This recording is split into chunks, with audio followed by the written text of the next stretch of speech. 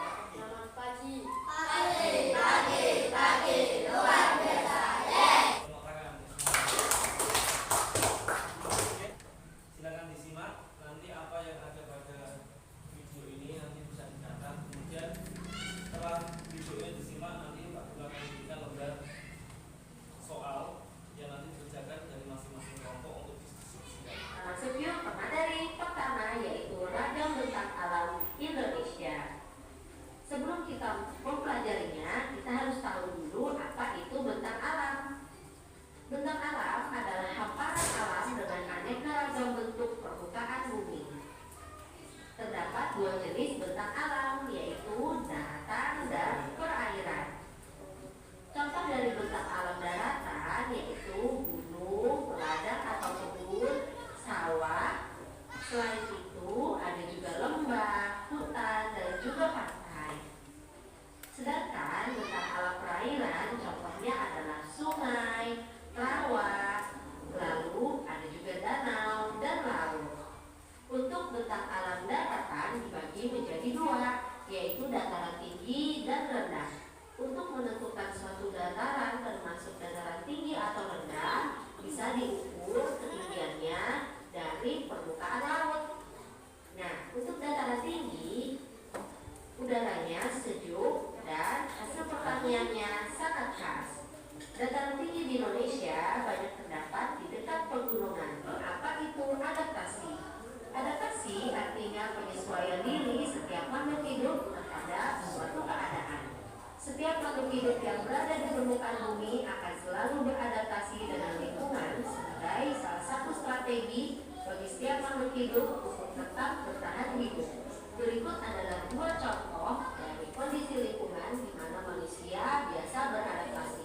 Yang pertama contohnya ada di Gunung Jayawijaya yang ada di Papua sana. Di sana suhunya sangat dingin serta banyak terdapat air dan es. Sementara di sisi bumi yang lain terdapat gurun yang suhunya panas, gersang, dan sulit untuk mendapatkan air.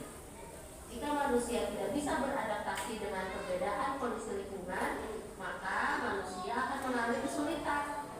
Oleh karena itu, manusia harus bisa beradaptasi dengan lingkungan dengan cara melakukan perubahan pada lingkungan agar sesuai dengan kebutuhan.